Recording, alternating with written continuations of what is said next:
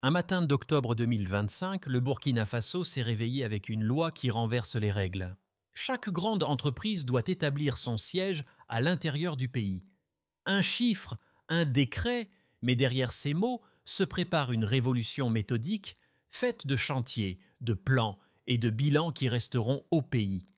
Porté par Ibrahim Traoré, le geste ne parle pas seulement d'économie, il parle d'ancrage, d'emploi, d'un pouvoir qui revient au sol national. Et si pour la première fois la souveraineté africaine se construisait en verre, en acier, en adresse papier et postale, Sambé, ce décret Nebo n'est pas une simple réforme administrative. Il est une promesse, celle d'un avenir où la richesse ne traversera plus les frontières sans laisser de traces.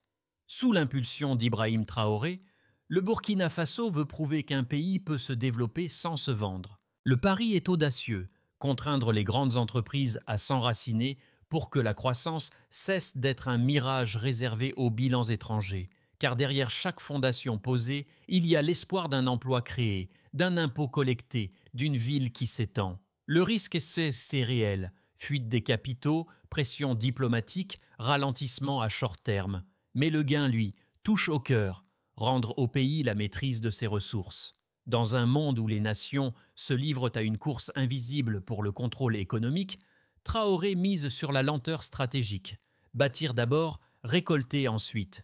Et cette promesse ne se mesure pas en chiffres, mais en fierté. La révélation est venue d'un chiffre simple, 5 milliards de francs CFA. C'est le seuil fixé par le gouvernement d'Ibrahim Traoré pour obliger toute entreprise à établir son siège au Burkina Faso. Derrière ce nombre sec se cache une bascule historique, le passage d'une économie périphérique à une économie enracinée. Depuis des décennies, les profits quittaient Ouagadougou plus vite qu'ils n'y entraient. Les centres de décision logeaient à Abidjan, à Paris ou à Dubaï. Cette fuite invisible vidait le pays de sa substance, laissant sur place les mines, les ouvriers et les promesses. Alors, quand le Conseil des ministres a adopté la loi, le pays a compris qu'il ne s'agissait pas d'un simple texte fiscal, mais d'un acte fondateur. La scène politique, elle, a réagi avec une intensité rare. Les critiques parlaient de protectionnisme, les partisans évoquaient la renaissance d'un État stratège. Traoré, fidèle à sa ligne de fermeté, a justifié la mesure par une phrase qui allait marcher les esprits. On ne peut pas construire une nation avec des sièges fantômes. Les chiffres l'appuient. En 12 mois, plus de 60 projets de bâtiments ont été autorisés et les investissements locaux ont cru de 18%. Mais au-delà des données, c'est une question de symbole. Dans les rues poussiéreuses de Ouagadougou, les premières grues deviennent des étendards. Chaque structure qui s'élève dit qu'une part de souveraineté revient sur Terre. C'est une économie qui littéralement se construit. Et pour ceux qui observaient le Burkina Faso de l'extérieur, cette scène avait quelque chose d'inattendu.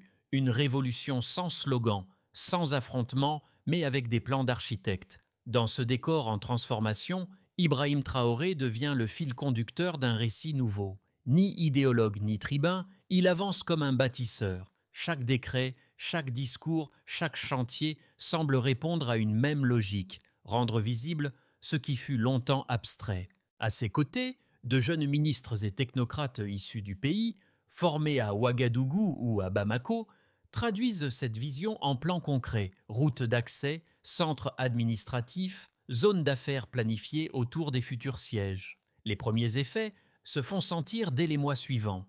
Les petites entreprises de construction voient leur carnet de commandes exploser. Les écoles d'ingénieurs annoncent des temps et annoncent des taux d'emploi records. Les mairies s'empressent d'adapter leurs plans d'urbanisme. Un urbaniste local résume la mutation. Avant, on construisait des villas pour les ONG. Maintenant, on construit des tours pour nous. Mais au-delà de l'activité, un autre changement s'opère, la perception du pouvoir. Pour la première fois, l'État burkinabé semble dicter le rythme du marché, et non l'inverse. Cette inversion subtile, presque imperceptible au départ, redonne confiance à une population longtemps habituée à subir. Dans les cafés du centre-ville, on parle d'avenir, non plus de départ. Et dans cette effervescence, le nom de Traoré se mêle aux conversations comme celui d'un repère, non d'un mythe. Ainsi, ce guide atypique, transforme un geste politique en expérience collective. Bâtir devient un acte de foi nationale. Tout a commencé dans la salle du Conseil des ministres un matin chaud de septembre, quand Ibrahim Traoré a posé sur la table un projet de loi que même ses plus proches conseillers jugeaient trop radical. Le texte tenait en 3 pages.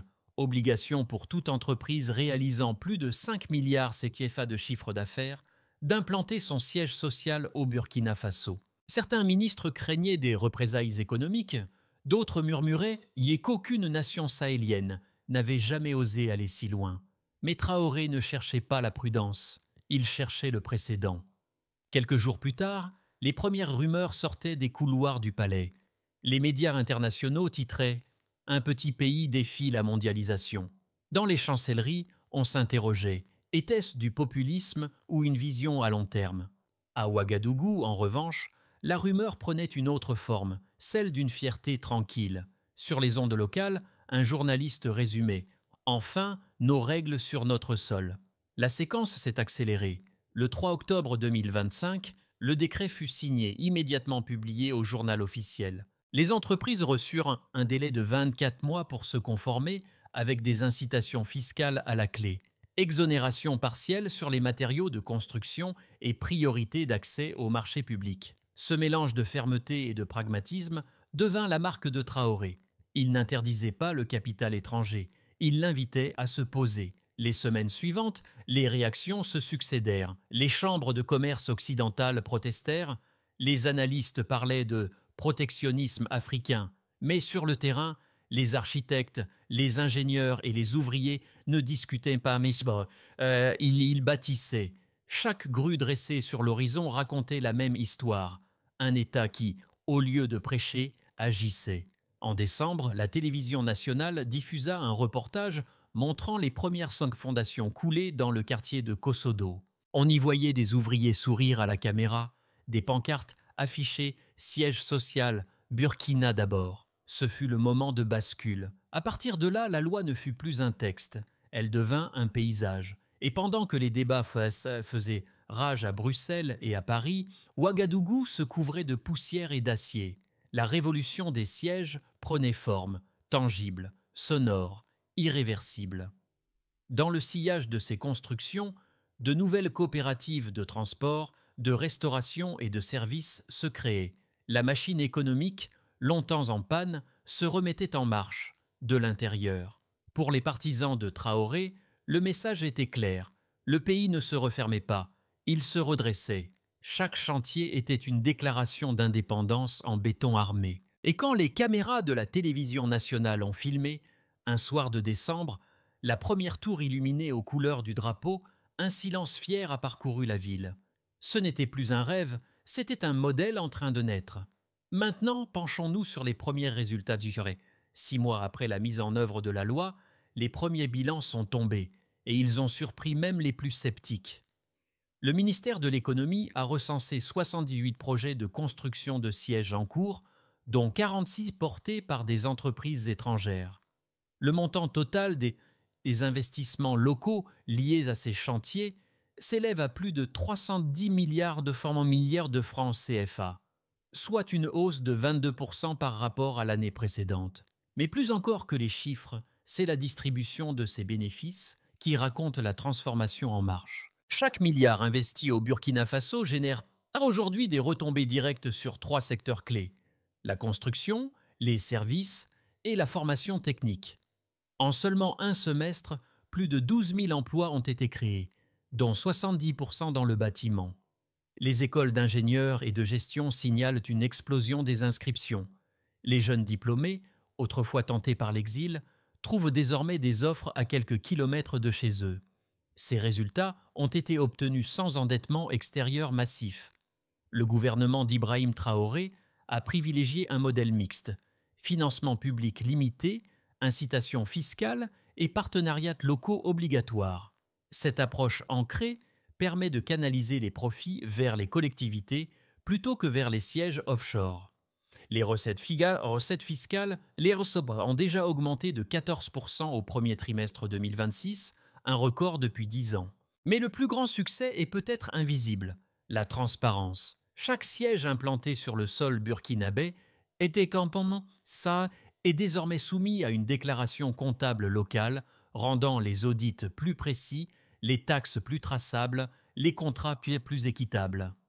Les économistes appellent cela l'effet Traoré, un cercle vertueux où la souveraineté produit la croissance et non l'inverse. Certes, des obstacles subsistent. Certains investisseurs étrangers demandent des délais. D'autres tentent de contourner la loi via des filiales PC techniques, mais la majorité finit par céder, consciente que le climat d'affaires reste stable et prévisible. La Banque africaine de développement, dans un rapport de mars 2026, a qualifié la mesure de pari risqué mais cohérent. Sur le terrain, le changement se voit. Des grues alignées à Ouaga 2000, des routes élargies vers Bobo Dioulasso, des cafés pleins d'ingénieurs en pause. Les panneaux de chantier arborent le même slogan « Nous restons ici ». À ce stade, le message d'Ibrahim Traoré ne se résume plus à un décret.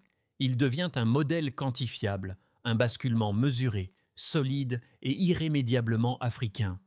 Ce n'est pas la révolution des slogans, mais celle des bilans. Et dans ce pays où l'on a trop longtemps compté les pertes, on commence enfin à compter les fondations. Voyons maintenant comment cette politique a été reçue au-delà des frontières. Les critiques n'ont pas tardé à se faire entendre. Certains économistes étrangers ont prévenu que la politique de Ibrahim Traoré risquait d'étouffer l'investissement et de faire fuir les capitaux déjà fragiles. Selon eux, obliger les multinationales à construire des sièges locaux reviendrait à leur imposer une taxe de souveraineté déguisée. Ils rappelaient les précédents, la Tanzanie de 2015, le Ghana de 2018, tous deux confrontés à un ralentissement après des réformes similaires. Pourtant, les données contredisent ce scénario. Le Burkina Faso n'a pas connu de fuite massive de capitaux, mais une redistribution des flux. Les entreprises qui ont quitté le pays étaient pour la plupart inactives ou spéculatives. Celles qui sont restées ont investi davantage, attirées par un climat de stabilité politique rare dans la région. Les indicateurs de croissance, eux, se maintiennent. Plus 3 ou 2% en 2026, selon la Banque ouest-africaine de développement, un niveau supérieur à la moyenne sahélienne. Les diplomates occidentaux dénoncent un repli protectionniste, mais sur le terrain, les entrepreneurs locaux parlent d'un réveil industriel. Un cadre burkinabé résume « Avant, on travaillait pour des sièges à 3000 km d'ici. Maintenant, ils travaillent à côté de nous. » Ce renversement du rapport de force, imperceptible dans les tableaux Excel, est visible dans les rues d'Ouagadougou. Les enseignes changent, les usines tournent, la confiance revient. Traoré lui-même a répondu à ses détracteurs avec sobriété. L'indépendance n'est pas un isolement, c'est une discipline. Cette phrase résume la logique du projet. Loin d'être un mur, la loi des sièges est un filtre. Elle distingue ceux qui exploitent de ceux qui participent. Et plus le temps passe, plus ce filtre semble révéler une vérité simple. Le développement durable n'a jamais eu besoin d'autorisation extérieure. Au cœur de cette trajectoire, une phrase circule désormais comme un mot d'ordre. On ne construit pas l'avenir depuis l'étranger. Cette formule, attribuée à Ibrahim Traoré, résume à elle seule le basculement du pays. Elle n'est pas née dans un discours officiel, mais lors d'une réunion fermée entre le président et une dizaine de jeunes entrepreneurs burkinabés. Ce jour-là, selon un témoin présent, Traoré aurait tracé un schéma simple au tableau. 3 flèches, l'une sortant du pays, perte, la deuxième entrant, dépendance, la troisième, circulaire, souveraineté. Ce fut le moment où la révolution des sièges cessa d'être une politique et devint une pédagogie. Les jeunes chefs d'entreprise, galvanisés, ont alors proposé un pacte. Créer un réseau d'entreprises locales capable d'accompagner les multinationales dans leur installation. En moins d'1 an, cette idée s'est matérialisée. 22 partenariats publics-privés locaux sont nés, dont 6 déjà opérationnels à Ouagadougou et Bobo Dioulasso. Derrière la bureaucratie apparente, une dynamique nouvelle s'est enclenchée, celle d'une économie qui apprend à se soutenir elle-même. Et dans ce point d'équilibre, Traoré a trouvé ce qu'il cherchait, la preuve que la souveraineté peut être contagieuse. Examinons de plus près les effets à différents niveaux de la société. Pour les citoyens, Les chantiers se sont transformés en laboratoires de mobilité sociale. Les travailleurs saisonniers, autrefois contraints de partir vers la Côte d'Ivoire ou le Ghana, trouvent désormais du travail sur leur propre sol.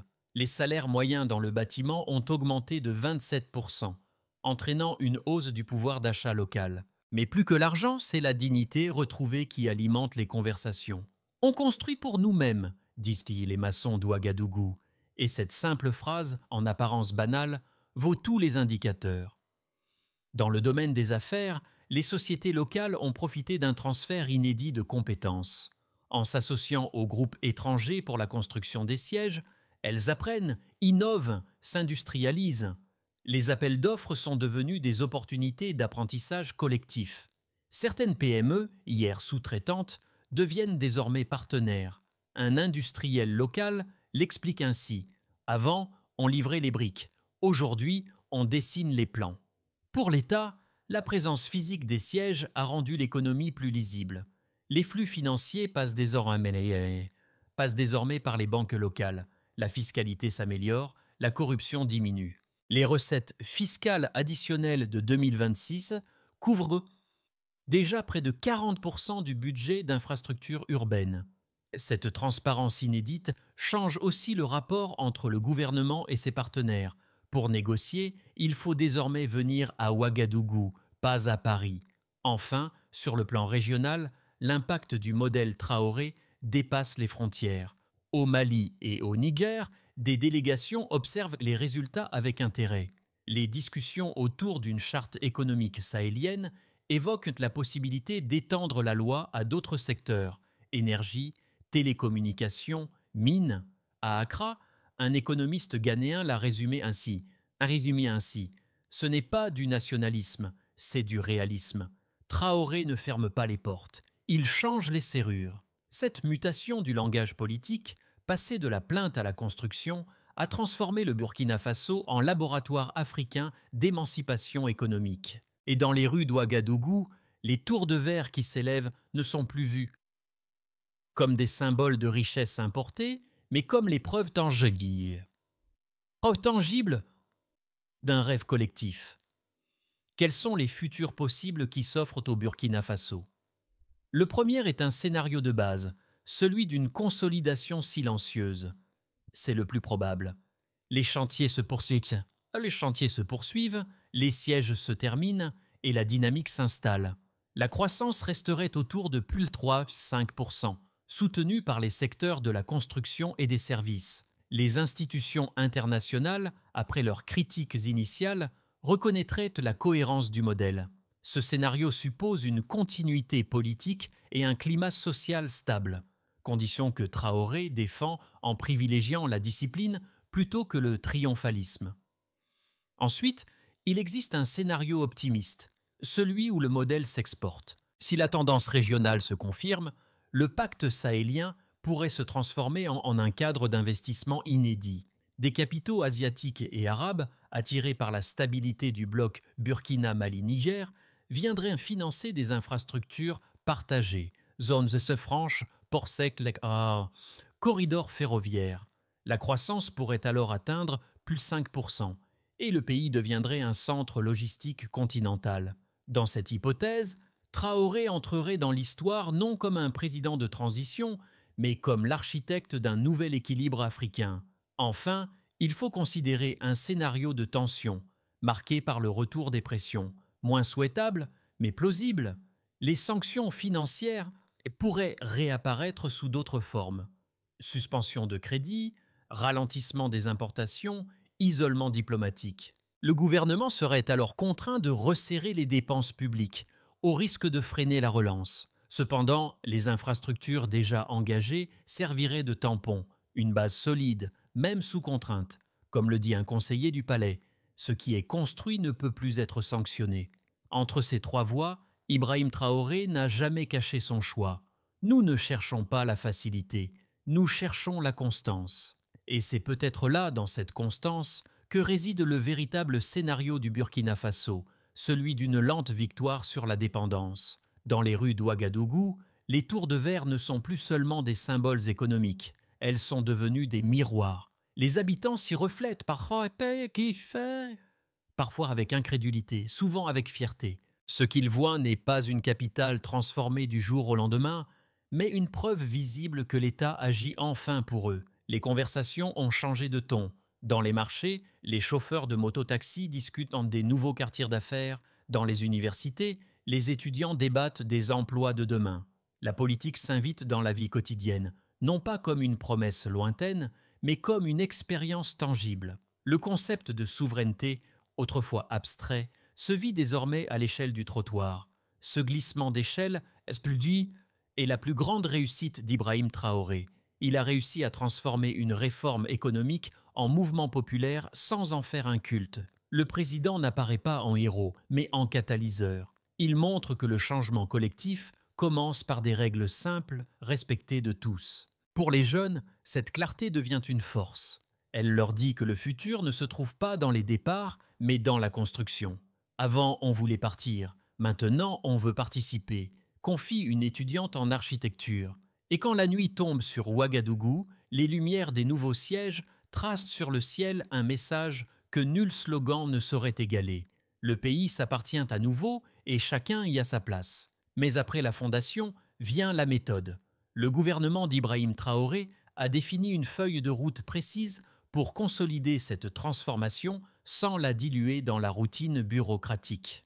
Première étape, achever la cartographie des sièges installés et en construction avant fin 2026. Chaque bâtiment est géolocalisé, suivi et rattaché à un code fiscal unique. Cette transparence inédite permet d'éviter la duplication, la corruption et le gaspillage. Deuxième étape, lancer un fonds d'appui aux PME locales chargé d'entretenir ou d'équiper les nouveaux sièges. Objectif, que chaque tour devienne un écosystème économique plutôt qu'un monument isolé. Troisième étape, renforcer la formation professionnelle dans la construction, l'urbanisme et la gestion. D'ici 2027, le gouvernement veut former 10 000 techniciens et ingénieurs à travers des partenariats régionaux, notamment avec le Mali et le Niger. Quatrième étape, numériser la gestion des permis de construire et des déclarations fiscales. Le système Maison de l'État deviendra un guichet unique pour tous les investisseurs, nationaux ou étrangers. Cinquième étape, instaurer un mécanisme de suivi citoyen. Les associations locales auront accès aux rapports trimestriels pour garantir que la révolution des sièges reste un bien commun. Traoré résume cette stratégie en une phrase. Une nation solide n'a pas besoin d'être riche, elle doit être ordonnée. C'est cette rigueur, plus que les slogans, qui pourrait faire du Burkina Faso un modèle durable dans la région. Au crépuscule, les tours de verre d'Ouagadougou se teintent d'orange et de poussière. Elles ne brillent pas de bas comme celles de Dubaï ou de Paris. Mais elles respirent le souffle du sol qu'elles foulent. Chaque étage raconte une histoire, celle d'un peuple qui, au lieu d'attendre le salut venu d'ailleurs, a décidé de se bâtir lui-même. Ibrahim Traoré réapparaît souvent dans ses récits, non comme un mythe, mais comme un rappel. La souveraineté ne se décrète pas, elle se construit, bloc après bloc, loi après loi. Autour de lui, les ingénieurs, les ouvriers, les ministres forment un orchestre silencieux où chacun joue sa note de transformation. Et tandis que les grues tournent lentement au-dessus de la capitale, un sentiment rare s'installe, celui d'une victoire sans vaincu. Les Burkinabés ne regardent plus vers le haut avec crainte, mais avec reconnaissance.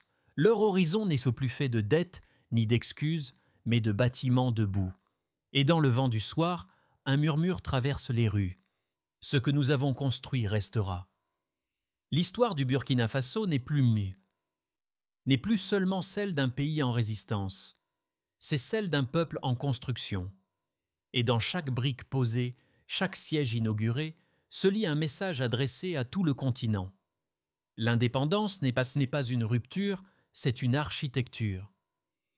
Ibrahim Traoré n'a pas seulement changé la trajectoire économique de son pays, il a redonné au mot souveraineté son sens premier, celui d'une présence. Présence sur le terrain, dans les lois, dans les mains qui bâtissent. Ce modèle humble et solide pourrait devenir le plan directeur d'une Afrique qui se reconstruit de l'intérieur. Mais pour que cette idée vive, Elle doit être racontée, partagée, diffusée. Chaque fois qu'on en parle, une pierre s'ajoute à cet édifice invisible qu'est la conscience collective. Alors, parlez-en, discutez, partagez, car ce qui s'élève aujourd'hui à Ouagadougou pourrait bien inspirer demain Dakar, Accra ou Bamako. Et si la véritable richesse d'une nation n'était pas dans ses mines, mais dans ses fondations?